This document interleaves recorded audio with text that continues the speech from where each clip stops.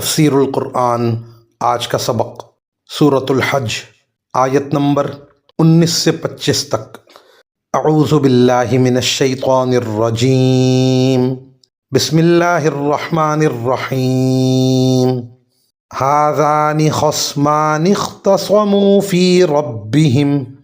فالذین کفروا قطعت لهم ثیاب من نار یصب من فوق رؤوسهم الحمیم یصہر به ما فی بطونهم والجلود ولهم مقامع من حدید کلما ارادوا ان یخرجوا منها من غم اعیدوا فیها وذوقوا عذاب الحریق ان اللہ يدخل الذین آمنوا وعملوا الصالحات جنات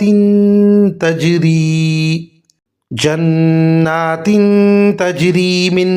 تحتها الانہار يحلون فیہا من اساور من ذہب ولؤلؤا وَلِبَاسُهُمْ فِيهَا حَرِيرٌ وَهُدُوا إِلَى الطَّيِّبِ مِنَ الْقَوْلِ وَهُدُوا إِلَى صِرَاطِ الْحَمِيدِ إِنَّ الَّذِينَ كَفَرُوا وَيَصُدُّونَ عَن سَبِيلِ اللَّهِ والمسجد الحرام الذي جعلناه للناس سواء العاكف فيه والباد ومن يرد فيه بإلحاد بظلم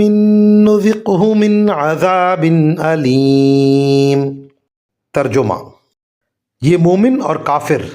دو فریق ہیں جنہوں نے اپنے پروردگار کے بارے میں ایک دوسرے سے جھگڑا کیا ہے۔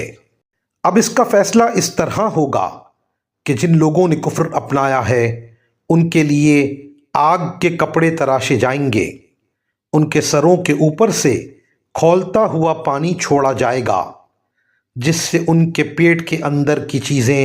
اور کھالیں گل جائیں گی، اور ان کے لیے لوہے کے ہتھوڑے ہوں گے۔ جب کبھی تکلیف سے تنگ آ کر وہ اس سے نکلنا چاہیں گے تو انہیں پھر اسی میں لوٹا دیا جائے گا کہ چکھو جلتی آگ کا مزہ۔ دوسری طرف جو لوگ ایمان لائے ہیں اور جنہوں نے نیک کام کیے ہیں، اللہ ان کو ایسی جنتوں میں داخل کرے گا جن کے نیچے سے نہریں بہتی ہوں گی، جہاں انہیں سونے کے کنگنوں اور موتیوں سے سجایا جائے گا،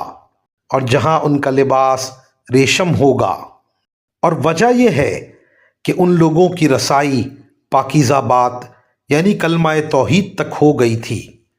اور وہ اس خدا کے راستے تک پہنچ گئے تھے جو ہر تعریف کا مستحق ہے۔ بے شک وہ لوگ سزا کے لائق ہیں جنہوں نے کفر اپنا لیا ہے، اور جو دوسروں کو اللہ کے راستے سے اور اس مسجد حرام سے روکتے ہیں جسے ہم نے لوگوں کے لیے ایسا بنایا ہے کہ اس میں وہاں کے باشندے اور باہر سے آنے والے سب برابر ہیں، اور جو کوئی شخص اس میں ظلم کر کے ٹیڑھی راہ نکالے گا ہم اسے دردناک عذاب کا مزہ چکھائیں گے۔ ان آیات کی تفسیر میں مفسرین کرام فرماتے ہیں مسجد حرام اور اس کے آس پاس کے وہ مقامات جن میں حج کے افعال ادا ہوتے ہیں، مثلاً صفا اور مروہ کے درمیان سعی کی جگہ، منا، عرفات اور مزدلفہ، کسی شخص کی ذاتی ملکیت نہیں ہے، بلکہ وہ دنیا بھر کے مسلمانوں کے لیے وقف عام ہیں، اور ان کو عبادت کے لیے استعمال کرنے میں مقامی باشندے اور باہر سے آنے والے سب برابر ہیں۔ ٹیڑھی راہ نکالنے سے مراد کفر و شرک، حرم کے احکام کی خلاف ورزی، بلکہ ہر قسم کا گناہ ہے۔ حرم میں جس طرح ہر نیکی کا ثواب بڑھ جاتا ہے، اسی طرح بعض صحابہ اکرام رضوان اللہ علیہم اجمعین سے منقول ہے کہ یہاں گناہوں کا وبال بھی دوسری جگہوں کے مقابلے میں زیادہ ہے۔ وآخر دعوانا ان الحمد للہ رب العالمین۔